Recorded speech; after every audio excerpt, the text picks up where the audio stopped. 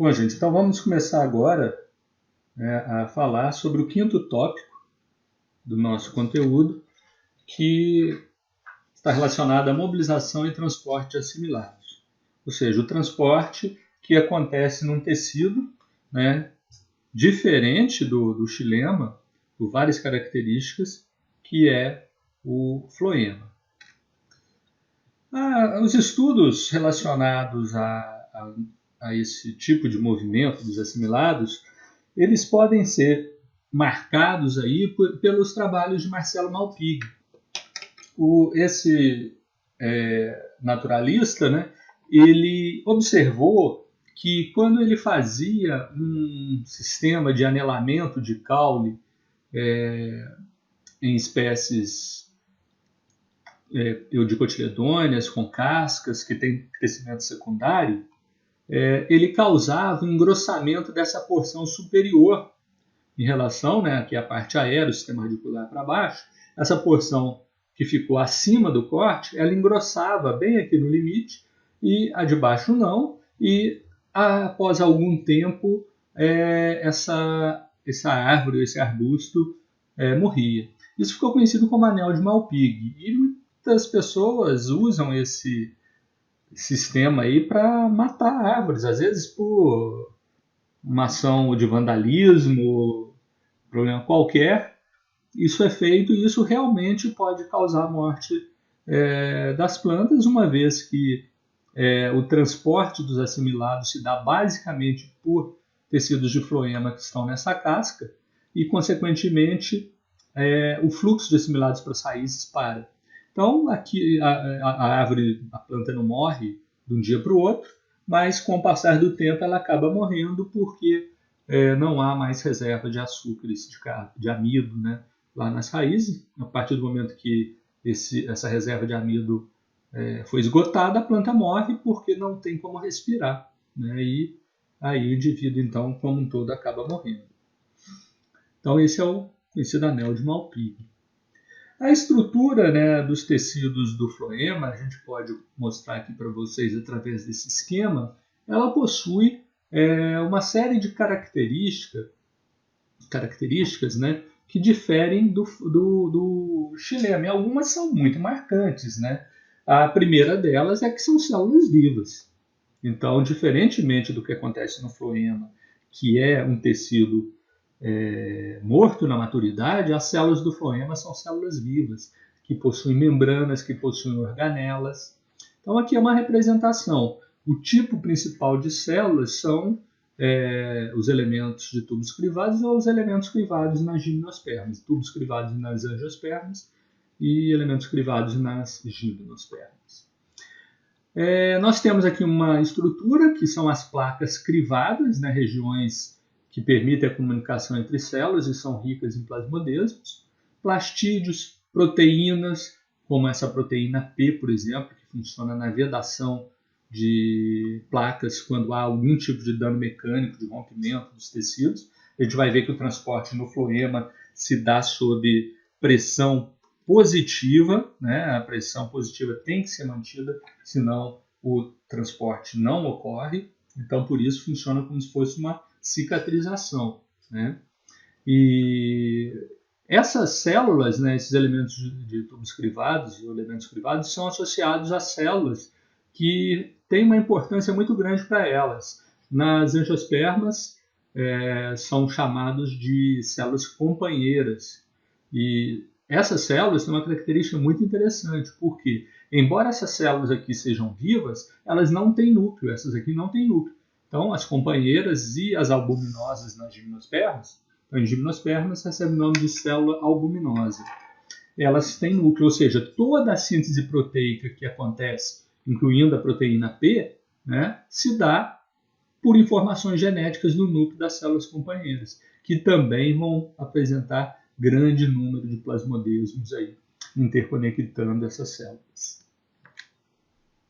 Esse é um corte transversal, né, de células companheiras, e a gente pode observar bem os elementos de células companheiras, de elementos de tubos crivados, né, de células do floema. Então a gente observa aqui os elementos de tubos crivados e aqui as células companheiras. Elas geralmente são menores do que o diâmetro, do que a área aí dos elementos de tubos crivados. Aqui um corte já em outra direção, né, longitudinal, aqui transversal. Então, os poros, né, ou as placas crivadas, que em angiospermas são desobstruídos, né, e então eles permitem essa troca, e essa desobstrução é uma característica que é fundamental para a gente entender o modelo que explica o transporte de seiva no floema. Tá? Então, sem esse sistema aí funcionando e fechando, se ele fosse fechado, o processo não seria muito bem explicado. A gente vai comparar com, se não me engano, o próximo slide aqui. Olha só, isso é o que acontece em coníferas, em gimnospermas, em pinos. Então, as placas crivadas nessa espécie, quando são fotografadas aí em micrografia, elas são aparentemente recobertas, né?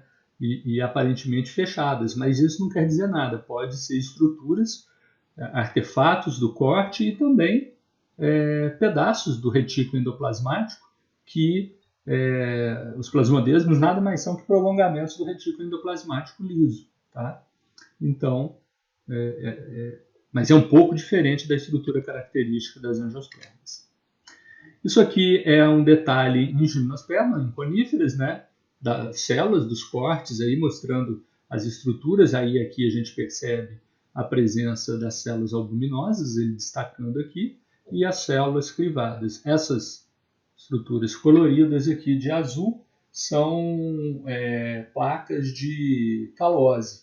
Tá? Calose é um polissacarídeo que deposita, às vezes, como resposta a algumas questões ambientais, por exemplo, épocas de dormência, como também por danos. Quando há um dano no tecido e ele não pode ser recuperado, aquele tecido não tem como se cicatrizar e recuperar, há uma deposição permanente aí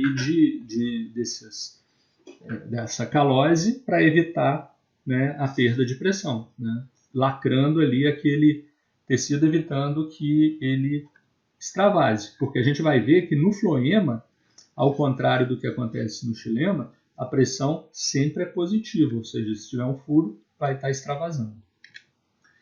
Esse aqui, por sua vez, né, já é de angiosperma, né, mostrando aí os elementos de tubos crivados, células companheiras, né, vê que elas são menores, as proteínas P, também chamadas de tampão de mucilagem, que se depositam bem próximo sempre às placas crivadas, vedando essas placas aí. Elas desabam sobre essas placas, né? A gente tem uma aula prática que mostra isso, muito interessante. Você corta caules de pecíolos de folhas de abóbora e põe em álcool e vê claramente a exudação. E com o tempo vai parando, o que acontece pela deposição dessas proteínas P, né, que atuam na vedação dessas placas crivadas. Mas como o sistema do floema funciona sob pressão positiva, né, e ele está interno, não tem uma comunicação externa como o xilema tem através, por exemplo, dos hidatórios, como é que a gente estima, né, e avalia a concentração da seiva do floema? Então, existem várias formas. As mais utilizadas, algumas formas. A mais utilizada usa a chamada técnica do pulgão, que pode ser essa técnica aqui, onde o pulgão fica lá no seto, fica sugando, né, a seiva de plantas, e o que sai do aparelho digestivo dele é analisado. Ele suga tanto que praticamente fica passando pelo aparelho digestivo e pura seiva, né? Então, essa é uma alternativa. A outra alternativa é a chamada técnica do rostro seccionado de afídeos. Então, os pulgões são afídeos, né? Eles alcançam, olha só, aqui está o aparelho bucal, né, o estilete, alcançando um conjunto de células do floema, e ele é anestesiado e então é cortado esse aparelho bucal, e como o sistema está sob pressão, ele fica exudando durante um tempo. Vem ali com uma um capilarzinho ou uma ponteira e absorve essa gotícula e ela é então analisada para se determinar a composição da seiva. Então, é o que a gente está mostrando aí também. Mesma coisa, né? Mostrando lá como é que funciona, né? A penetração do aparelho bucal. Olha só, aqui é o aparelho bucal, ele é flexível, né? Vai até o floema, veio aqui o floema, mas foi cortado, como ele foi mostrando aqui, né? Vem com uma tesourinha ou uma lâmina, corta e o material, né, vai exudar uma vez que o sistema está sob pressão positiva. Então a composição do floema está apresentada aí para vocês. Ó. Aí é que está, né? Aquela história que a gente comentou. A composição da seiva do xilema ela é muito mais diluída do que a do floema. Então, sim, se usava os termos, né, antigamente, seiva bruta. A gente deve evitar por causa daquilo tudo que a gente falou. Comparativamente, a seiva do floema realmente é muito mais concentrada. Então, olha só a quantidade de açúcares, né? De 80 a 106 mg por ml, aminoácidos, ácidos orgânicos, proteínas, mas também temos íons, né? Que vão estar presentes em níveis menores do que no xilema, né? Alguns elementos, como por exemplo o cálcio e o boro, não são encontrados na seiva do floema, porque eles são insolúveis nessa seiva. Então essa é uma outra diferença dentre várias, né, que a gente pode dizer. Uma outra coisa interessante aqui, ó, a forma nitrogenada no xilema são íons, nitrato e amônio. Na seiva do floema predomina aminoácidos, né? A seiva, o floema é um tecido vivo, o xilema é um tecido morto, né? Então são várias as células aí que a gente pode, as características, melhor dizendo, que a gente pode destacar como comparativo, né, entre esses dois sistemas de condução, xilema e floema. O que é transportado no floema, principalmente, né? Então, a principal molécula transportada no floema depois da água são os carboidratos solúveis. E dentre os carboidratos solúveis, não sei se vocês lembram, nós temos glicose, frutose, manose e sacarose. Então, glicose e frutose são os mais conhecidos aí. Será que eles são os carboidratos mais translocados? A gente vai ver que não. E um dos motivos prováveis é por causa dessa característica aqui. Ó. Quando eles têm essa carboxila do carbono 1 ou do carbono 2 livre, com essa ligação dupla, chamado de carbono livre, isso caracteriza um açúcar redutor. E essas moléculas que são açúcares redutores são reativas. Então, isso provavelmente, por se tratar de um tecido vivo, poderia trazer algum problema para o floema. Então, a preferência, vamos dizer assim, né, a predominância, a palavra melhor, é da sacarose, porque a sacarose nada mais é do que a fusão da glicose com a frutose exatamente entre esses dois carbonos livres. Produz uma molécula não redutora e, com isso, não reativa. Então, temos outros, né, os mais comuns translocados no floema, então são esses, a sacarose, a rafinose, a taquiose. Então vai aumentando, né, primeiro sacarose, glicose e frutose. Quando liga uma galactose a essa glicose e a frutose, vira rafinose, e assim sucessivamente. Então, aquilo que a gente falou, ó, glicose, carbono 1 livre, frutose, carbono 2 livre. Como a sacarose é um alfa-1 beta-2, a conexão se dá exatamente entre esses carbonos. E a sacarose, então, é uma molécula não redutora, não reativa. Por isso, a predominância dela no floema, provavelmente. Amido. Será que o amido é translocado no floema? De jeito nenhum, porque o amido nem solúvel em água é. Então, não seria possível. Mas aí vem uma pergunta, não sei se a gente pensar, né? Se vocês pensarem aí. A batata inglesa, né? As plantas acumulam amido em plastídeos. Então, lá nas folhas de uma batata inglesa, da batatinha, né? Solanum tuberosum, você vai ter amido nas folhas dentro dos cloroplastos. E se essa batata está produzindo tubérculos, tem amido lá no tubérculo. E o tubérculo não é uma região fotossintetizante, pelo menos enquanto ele estiver debaixo da terra. Como que esse amido chegou lá? Então, nós temos uma diferenciação entre amido primário e amido secundário. O amido primário é aquele armazenado em cloroplastos. O secundário em outros tipos de plastídeos, em regiões não fotossintetizantes. Então, nunca que o amido sai da folha e chega como amido lá no tubérculo. Ele é transformado, ele é quebrado, né, como nós vimos nas suas glicoses, produz sacarose, e aí então vai ser translocado pelo floema da planta de batata, que a gente está dando como exemplo, vai chegar lá nas raízes e vai novamente ser transformado em amido. Então, por isso, esse amido é um amido secundário. Então, nunca se transporta amido no floema. Ele não é solúvel em água. Outra coisa, né, outras moléculas estão aí, ó, vários tipos de aminoácidos, né, que a gente está destacando esses aí, glutâmino, glutamina, aspartato, asparagina. Então é a forma principal, né, de aminoácidos, aliás, de nitrogênio, translocada no floema, ou seja, aminoácidos e não íons como nitrato e amônio, que acontece no xilema. Direção de transporte e velocidade de transporte. Então esse slide mostra isso. Através do uso de microscopia e com a adição de um corante fluorescente, eu posso verificar a velocidade e a direção de transporte. É o que está mostrando aqui. Existem alguns tipos de corantes que são aplicados, né, nesse ponto, e o tempo que ele demora para chegar aqui, isso permite estimar velocidade de translocação. E o mecanismo de transporte? Qual é? Como que eu explico, então, que vamos dizer, os açúcares produzidos pela fotossíntese possam chegar, então, lá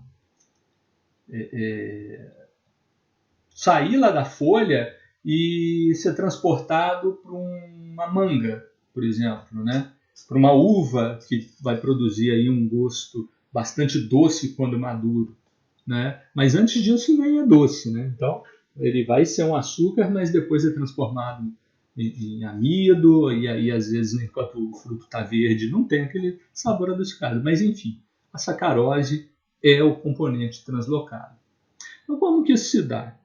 A teoria, como eu falei também, mais aceita, né, é a teoria de fluxo sem massa ou de fluxo por pressão. É uma teoria também bem antiga, proposta por um alemão, Ernst Mint, e propõe o seguinte: a translocação no floema é explicada como um fluxo de solução, ou fluxo sem massa.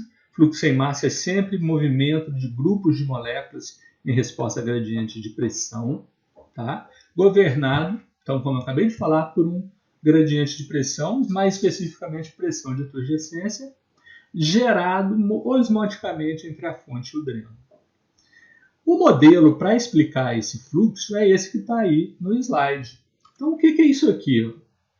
Eu tenho dois saquinhos, na verdade duas membranas de diálise, semipermeáveis, amarradas a um tubo de vidro oco em forma de U. Num desses saquinhos aí, dessas membranas semipermeáveis, eu ponho uma solução de sacarose.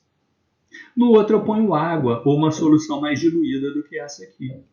E esses recipientes se comunicam, e aí eu mergulho isso aqui, depois que eu amarro, dentro desses recipientes com água de torneira, uma água pura, uma água sem sacarose ou mais diluída do que essa solução que está aqui. O que vai acontecer? Bom, como nós sabemos, né, a sacarose é uma molécula osmoticamente ativa.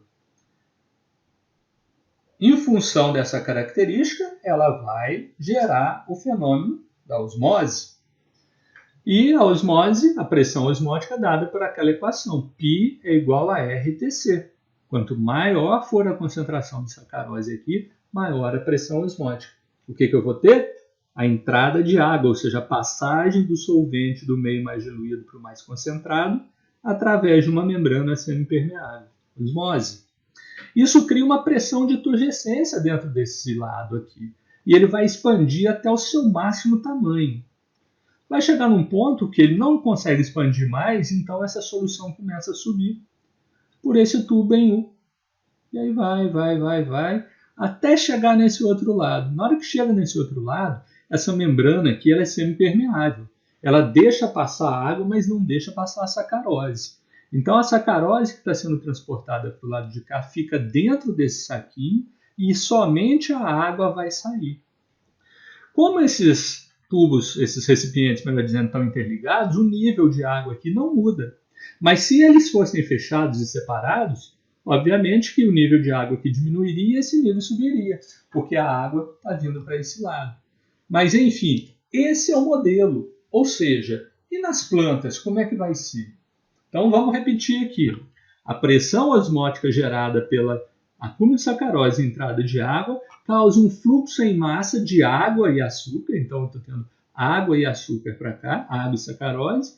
Mas essa sacarose vai ser armazenada aqui dentro e somente a água vai sair. Né? Então, basicamente, o que acontece nas plantas. Então, agora aí vamos tentar explicar para vocês como é que acontece nas plantas. Bom, então imaginemos que isso aqui é uma folha. No caso de plantas, nós usamos algumas denominações relacionadas à translocação de assimilados. Essa denominação inclui esses termos aqui, fonte e dreno. O que é fonte? É um órgão que produz assimilados. O que é dreno? É um órgão que consome ou armazena assimilados. Então, essa fonte seria uma folha, por exemplo. E o dreno seria um fruto ou um tubérculo de batata que está se formando. Então, como produto da fotossíntese, aqui uma representação de cloroplasto, eu tenho a produção de açúcares simples, depois de açúcares mais complexos, como a sacarose, e essa sacarose, então, é translocada para dentro das células companheiras. Mas para fazer isso, como ela é uma molécula muito grande, ela precisa de um transportador. Daqui a pouco nós vamos mostrar para vocês, no slide seguinte, como que essa sacarose atravessa membranas. Mas ao atingir as células companheiras, que vocês viram que estão sempre aqui ao lado dos elementos de tubos crivados, daqui para frente não há mais necessidade de um transportador. Por quê? Porque tem muitos plasmodesmos. Essa região é lotada de plasmodesmos. Então, essa sacarose flui para dentro dos elementos de tubos crivados do floema. Então, é o que está escrito aqui. Ó. O carregamento ativo do floema para os elementos crivados causa diminuição do potencial de solutos. A água entra, resultando em alta pressão de turburo. O que está dizendo isso? Então, aqui eu tenho os vasos do floema, aqui eu tenho os vasos do xilema. O xilema transporta seiva exclusivamente de baixo para cima. E olha só o potencial hídrico da seiva do xilema, menos 0,8 megapascal. Ou seja, comparativamente com o que eu estou encontrando aqui, ó, dentro do elemento de tubo crivado, ele é muito mais diluído. Então, entre esses tecidos aqui, nesse espaço que está vazio aqui, eu tenho um monte de células de parênquima que fazem o preenchimento desse vão, né, desse espaço. As células de parênquima têm essa função de preencher espaço. E essas células do xilema, então, em função da umidade do solo, se tem água disponível, vão estar hidratando esses tecidos. Bom, a partir do momento, então, que a sacarose entrou dentro desse sistema, o que vai acontecer com o potencial osmótico dela, dessa célula aqui, que é uma célula viva, que tem membrana? Vai ficar muito negativo. Consequentemente, vai gerar uma pressão osmótica muito grande. E aí eu tenho o quê? O fluxo de água dos tecidos que estão aqui próximos, que em última análise vem do xilema e do solo, das raízes, né? Vai ser absorvido por osmose, né? Vai passar por osmose através das membranas para dentro dessas células que receberam a sacarose. Essa célula vai atingir sua máxima turgescência e como ela não consegue mais armazenar solução aí dentro, essa solução flui por fluxo em massa das células da fonte em direção ao dreno. Então isso pode estar a dezenas de células de distância. E obviamente como esse material essa célula encontra-se muito concentrada em açúcares, o tempo todo está entrando água do meio externo aqui dentro. Isso cria o quê? Uma pressão de turgescência, uma pressão positiva. Então a seiva do floema, ela constantemente é uma seiva que se encontra sob pressão positiva. A do xilema só tem pressão positiva quando o fenômeno da gutação se manifesta, que precisa de situações, como a gente viu, né? Umidade relativa do ar alta, solo úmido e temperatura amena. Aqui não, constantemente a pressão vai ser positiva. É outra diferença entre xilema e floema. Então isso vai caminhando célula a célula, lá dezenas de células até chegar na célula dreno. Então um fruto que está se formando numa posição distante da folha que produziu os assimilados. Chegou lá na célula, o que eu vou ter então agora? O descarregamento ativo do floema. Aumenta o potencial de solutos, a água sai, resultando em pressão de turgor mais baixa. Então o nível que era lá de potencial hídrico muito negativo por causa da sacarose, como agora essa sacarose está sendo descarregada, diminui. E isso então fica circulando, aí volta, hidrata essas células aqui, ou seja, a água funciona apenas como um veículo de transporte. É como um ônibus que fica circulando na cidade, vai e transporta os passageiros, volta, pega novos passageiros, pode pegar os mesmos, e assim sucessivamente. Mas a água é apenas o veículo de transporte e o sistema está sempre sob pressão positiva. O que a gente tem que lembrar, né? O floema é um feixe com várias células. No floema eu posso ter transporte para baixo, para cima, para os lados.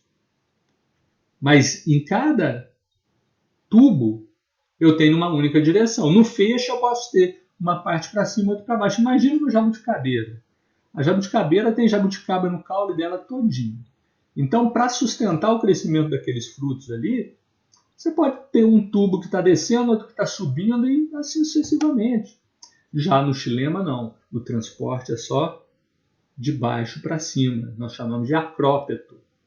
E aqui ele pode ser basípeto, de cima para baixo, ou de baixo para cima. Obrigatoriamente ele é da fonte para o dreno. Então esse modelo, né, é explicado, né, por esse modelo artificial que está aqui, né, o modelo para a hipótese, onde eu tenho os saquinhos, mesma coisa. Então, carregamento ativo, pressão de turgescência, a água entra, fluxo em massa. Chegou lá, sai água, a sacarose se mantém. A diferença entre esse sistema e o sistema real é que nesse aqui, quando as concentrações dos dois lados, né, no frasco A e no frasco B, se igualarem, de sacarose dentro do saquinho, o transporte para. Na planta real, isso não acontece. E que horas que a planta transloca? Ela faz fotossíntese durante o dia, mas transloca 24 horas por dia, porque os açúcares são necessários para armazenamento, formação de frutos, mas também para a respiração. E como ela respira 24 horas por dia, ela precisa translocar também 24 horas por dia. Bom, então aqui está uma representação, né, se vocês lembrarem, né, que os cloroplastos no mesofilo estão principalmente nas células do parênquima clorofiliano, parênquima palissádico, mas enfim. Dentro de um cloroplasto é que acontece a fotossíntese, mas esse cloroplasto não tem uma conexão direta com o floema. Então, tem que ter transporte entre células, é o que ele está representando aqui. Ó. O CO2 gerou açúcares numa célula do parênquima, via plasmodesmos ele vai célula a célula, mas em determinados momentos ele tem que atravessar membranas. Para entrar no floema, em algum momento ele vai ter que atravessar a membrana. E como é que se dá esse processo, né? O que eu falei para vocês? A sacarose é uma macromolécula. Então, ela não consegue atravessar livremente as membranas. Nem naquele modelo hipotético lá que a gente viu, onde a gente prepara uma membrana de diálise. Vocês podem ter uma prática no material desse assunto para vocês assistirem. E nem no sistema real, na célula da planta. Então, para que ocorra o transporte, a entrada da sacarose atravessando uma membrana, ela usa esse sistema que está aqui representado. Então, em toda a célula, eu tenho uma proteína chamada proto-ATPase que fica jogando hidrogênios para o lado de fora ou para o lado de dentro. Então, depende da orientação dessa proto-ATPase. Mas a função dela é essa. Consome ATP e joga hidrogênios para o outro lado. Bom, esse sistema funcionando faz com que aqui do lado de fora, ou seja, do espaço intercelular, sempre seja ácido, por causa da presença dos hidrogênios. E aí, a sacarose, quando chega até aí, ela combina com esse hidrogênio num processo de transporte no mesmo sentido, que nós chamamos de cotransporte do tipo simporte. Então, é um cotransporte. Por quê? Juntos. Simporte, porque ambos para o mesmo lado. Às vezes eu tenho transporte que um entra e outro sai, isso é chamado de antiporte. Nesse caso aqui, o sistema é chamado de simporte, porque os dois vão para o mesmo lado. Então, o gradiente, isso cria um gradiente. Ó. Muito hidrogênio aqui, pouco aqui. Então, quando esse gradiente é dissipado, a sacarose entra junto e essa proteína, então, joga hidrogênio e sacarose para dentro. Então, é dessa forma que a sacarose consegue atravessar membranas. Não há um gasto de ATP direto para transportar a sacarose. Então, por isso, a gente não pode dizer que é um transporte ativo. Ele é um transporte dependente de energia. Ele depende dessa enzima aqui, né, que gastou ATP. Aqui sim é transporte ativo, na ATPase. Mas aqui não. É um transporte dependente de energia. Então, é o que está falando aqui. Ó. Transporte de sacarose ATP dependente no carregamento do elemento privado. Esse slide mostra como que realmente em alguma situação, pelo menos em algum nível, né, a energia necessária para o carregamento do floema. Então ele mostrou aqui que a taxa de translocação no floema cai quando o pecíolo de uma planta estava lá mantido a 30 graus e é resfriado. Então, ele cai intensamente. Mas como há um retorno dessa condição, né, ele mostra aqui, ó, a perda de energia metabólica resultante do resfriamento do pecíolo na folha reduz parcialmente a translocação em beterraba, embora essa taxa seja recuperada. O fato de a translocação ser recuperada, quando a produção de ATP são amplamente inibidas pelo resfriamento, ou seja, resfriando não se produz ATP, indica que a necessidade de energia para a translocação é pequena. Mas, de alguma forma, a gente vê. E isso, né, corrobora isso que a gente falou aqui, ó. Se fosse provavelmente um gasto de ATP diretamente para jogar a sacarose para dentro, muito provavelmente eu não teria recuperação nenhuma. Né? Não, você não teria essa recuperação aqui. Então não é um gasto direto. E esse resultado reforça esse detalhe. Velocidade de transporte. Como eu falei, é possível medir. Né? E aí a gente vê que varia de planta para planta, aqueles sistemas de medição por microscopia. Né? Mas lembrando, sempre, no caso do floema, sob pressão positiva. Mas alguns centímetros. Né? Então, por exemplo, em cana, 2,7 metros de distância por hora. Né? A velocidade de transporte no floema. Bom, como que eu posso medir, então, né? E uma das coisas mais interessantes relacionadas a essa questão do floema é isso. Como que existe força da fonte e força do dreno? O que é dreno? O que é fonte? Né? Então imagina bem, se você tem um ramo que cresce muito, mas que não produz frutos numa espécie, esse ramo pode ser um dreno inadequado de assimilados. E um exemplo muito famoso que tem é o caso do café. O café forma um ramo, às vezes por alguns problemas de desequilíbrio nutricional na produção do café, e no interior do cafezal, do pé de café, melhor dizendo, forma um ramo para cima, porque o café produz os grãos nos ramos laterais, né? Os ramos ortotrópicos, que ficam lateralmente ao eixo central do caule. E às vezes forma um outro ramo vertical, esse ramo é chamado de ramo ladrão. E esse ramo cresce rapidamente e demanda nutriente pra caramba. E se ele não for arrancado a tempo, e logicamente a planta tem que verificar as causas do aparecimento desses ramos, ele faz com que a planta não produza praticamente nada, ou seja, ele tem uma força de dreno muito grande e não produz grão algum. Então, a força de dreno ela se caracteriza por componentes, tanto a força de fonte quanto a força de dreno. E essa força depende do tamanho e atividade daquele órgão. Então, por exemplo, vamos imaginar aqui, no nosso caso, que a fonte é uma folha com fotossíntese positiva, fotossíntese líquida positiva, ou seja, está fotossintetizando mais que respirando, e um dreno é um fruto que está se formando. Como que eu meço a força da fonte? Pelo tamanho da fonte, ou seja, o tamanho da folha, e pela atividade da folha. Então, esse tamanho da folha, basta eu medir a área dessa folha em centímetro, decímetro, quadrado, o que for. E a atividade da folha é medida pela taxa assimilatória líquida, que é a quantidade de CO2 que foi incorporado por decímetro quadrado por dia de saldo, ou seja, tirando o que a planta consumiu na respiração.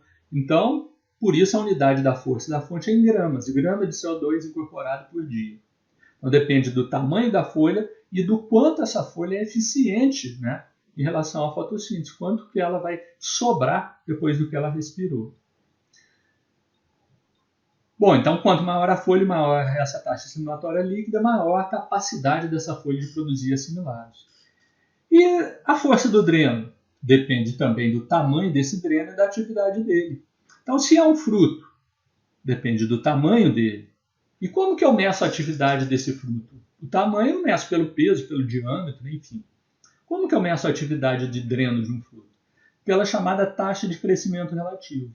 Essa taxa de crescimento relativo é dada em gramas por dia. Então, o que acontece? Isso caracteriza claramente uma situação. Se eu tiver numa planta, num ramo, dois frutos, um maior e um menor, nunca que esse fruto menor vai chegar a alcançar esse fruto maior em termos de desenvolvimento. Porque a cada dia, a atividade ou a taxa de crescimento relativo do fruto maior vai ser maior do que aquele fruto pequeno. E com isso, a gente não vai ter nunca a possibilidade desse fruto menor alcançar o desenvolvimento do fruto maior. E outra coisa interessante que a gente pode associar a essa característica é uma técnica muito utilizada na agricultura, conhecida como técnica do desbaste. O que é isso? Né? O agricultor vai lá e na árvore dele que vai produzir os frutos, às vezes a árvore produz lá um ramo 10, 15, 20 frutinhos. Ele vai, tira vários e deixa 5, ao invés de deixar aquele monte. O que aí vai acontecer? Como a produção da fonte vai se manter, porque ele não vai tirar folha nenhuma, mas o número de drenos diminuiu, a força de dreno desses frutos remanescentes aumenta. Com isso, esses frutos tendem a crescer mais do que se eu deixasse todos. Então, o que acontece? Eu melhoro o que nós chamamos de partição dos assimilados. Mas lógico que esse fruto maior tem que valer mais. Porque se não compensar, não vale a pena, porque é um trabalho a mais, né, o desbaste, e se não tiver mercado que pague um valor pelo investimento que você fez ali, não compensa. Mas é o que acontece. Se a gente vê uma planta, o exemplo que eu sempre dou, né, essa ameixa amarela que a gente tem no campus, ela produz muitos frutos por árvore.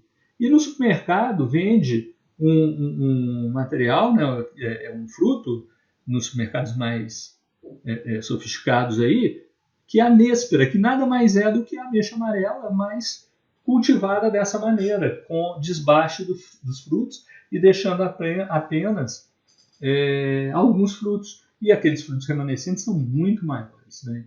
Então é uma forma, e isso pode ser usado para qualquer tipo de fruto. Né? Ou seja, se eu diminuir o número de drenos, a partição de assimilados vai diminuir, consequentemente os frutos remanescentes poderão ter um desenvolvimento maior. Isso foi demonstrado nesse experimento aqui, que eu representei à mão livre, que eu não achei nenhum desenho, feito por Peel e al. Em 1970. Ele pegou, submeteu, forneceu carbono, CO2 marcado com carbono 14, uma planta de salgueiro e colocou aqui uma colônia grande de pulgões e aqui uma colônia pequena. E separou aqui com casca para não ter...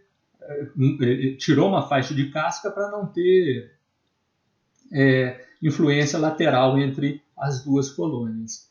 E depois ele analisou alguns insetos dessa colônia e alguns dessa aqui. E o que ele viu? Que a radioatividade na colônia grande era muito maior do que na colônia pequena. Por quê? Tudo tem sentido em que aspecto? Do que depende a força? Tamanho e atividade. Ou seja, se essa colônia aqui tinha mais pulgões, a atividade de sucção dessa colônia foi muito maior, né? E o tamanho dela também, consequentemente, a maior radioatividade nessa colônia. Então, isso explica a chamada técnica do raleio de frutos, né?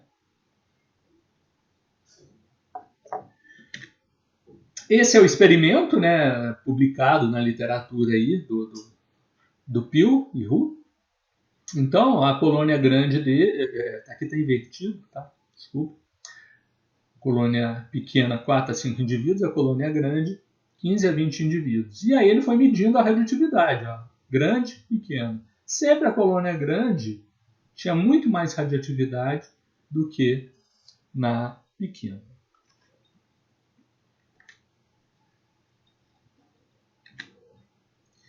E aí, para a gente concluir esse assunto, é um assunto mais reduzido, né?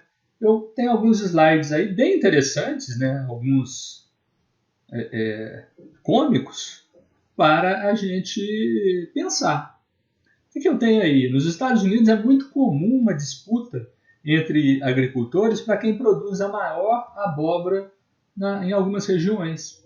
E eles têm variedades que crescem muito, né? E aí eles tomam um cuidado danado, né, para fazer esses testes. E num determinado momento tem o dia da pesagem, né, dessas abóboras. Então, olha o tamanho dessa abóbora. A abóbora tem que ser guinchada para ser pesada.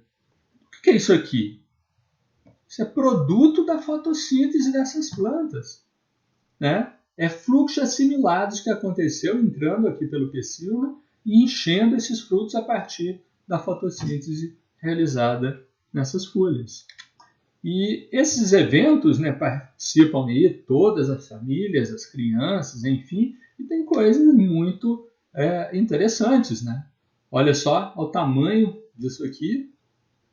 Estão desenvolvendo alguns tipos de Minha Casa Minha Vida dentro de algumas abóboras dessas aí. Torneios, né, usando aí como barcos alternativos e corridas usando esses barcos de abóboras aí. E aqui mostrando, né, como que determinados frutos realmente têm tamanhos fora do padrão. Uma goiaba, uma melancia, que já é grande normalmente, mas um tamanho, uma mão aí de tamanho gigantesco, né? Então tudo isso produzido através da fotossíntese, né, nas folhas dessas plantas, né? Melancia gigante, um abacaxi, enfim. A jaca já é um fruto grande naturalmente. Então, gente, é isso. A gente mostra para vocês que o transporte no floema, né, é um processo bem diferente do que a gente observa no xilema, tanto na sua direção, quanto na sua composição, quanto no estado de viabilidade dos tecidos, como na pressão, o floema sempre positivo, e, enfim, como é que a partir do CO2 eu posso, por exemplo, chegar em situações como essas, né, de produzir frutos extremamente grandes, e olha como que o fluxo assimilados aí, a partir de folhas e do CO2 atmosférico, é capaz de produzir órgãos e permitir o desenvolvimento da planta como um todo, usando esse gás e água e a energia luminosa, os pigmentos que fazem parte das antenas dos fotossistemas. Então, com isso, a gente conclui o nosso quinto tópico, né, de mobilização e transporte de assimilados. E agora a gente vai entrar, próximo item, está relacionado com a parte de metabolismo mineral. E é o último tópico da segunda parte do nosso curso, né? O último tópico da parte de metabolismo. Então, no próximo item, vamos falar sobre o metabolismo mineral nas plantas.